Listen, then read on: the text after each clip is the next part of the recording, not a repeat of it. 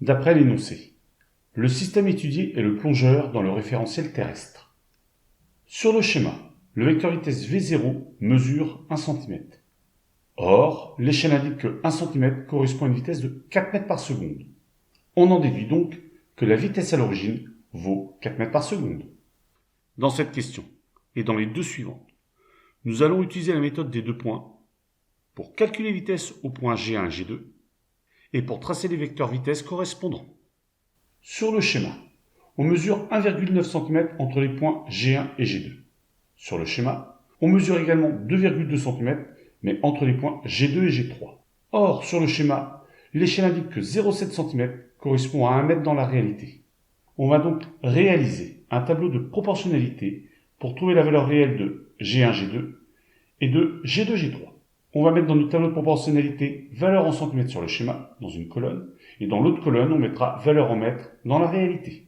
On rentre dans la colonne de gauche les différentes valeurs, 0,7 cm pour l'échelle, 1,9 cm pour G1, G2 et 2,2 cm pour G2, G3.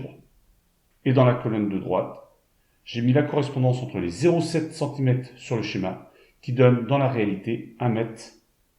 On va alors réaliser le produit en croix suivant pour connaître la valeur réelle de G1, G2. 1,9 fois 1 divisé par 0,7 donne 2,7. C'est-à-dire que le vecteur déplacement G1, G2 a donc pour valeur réelle 2,7 mètres. De manière analogue, on trouve que le vecteur déplacement G2, G3 a une valeur réelle de 3,1 mètres. La valeur du vecteur vitesse au point G1 est V1 divisé par G1, G2 divisé par taux, puisqu'il faut bien le temps taux pour aller du point G1 au point G2. Ce qui nous donne en calcul 2,7 divisé par 0,3, ce qui nous donne une valeur de 9 mètres par seconde pour le vecteur V1. Or, l'échelle indique que 1 cm sur le schéma correspond à une vitesse de 4 mètres par seconde.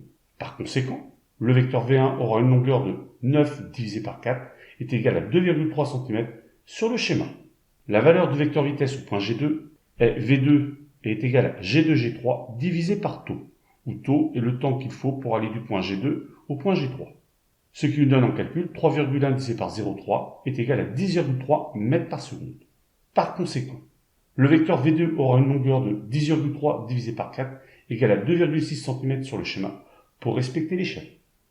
Le vecteur vitesse V1 a pour direction la droite G1, G2, pour sens de G1 vers G2, car c'est le sens de déplacement du plongeur, et une longueur de 2,3 cm sur le schéma qui représente une valeur de 9 mètres par seconde. Le vecteur vitesse V2 a pour direction la droite G2, G3, pour sens de G2 vers G3, car c'est le sens de déplacement du plongeur, et une longueur de 2,6 cm sur le schéma qui représente une valeur de 10,3 mètres par seconde. Enfin, la direction du vecteur varie au cours du mouvement, et la valeur de la vitesse augmente entre les points G1 et G3. Le mouvement est donc curviligne, accéléré.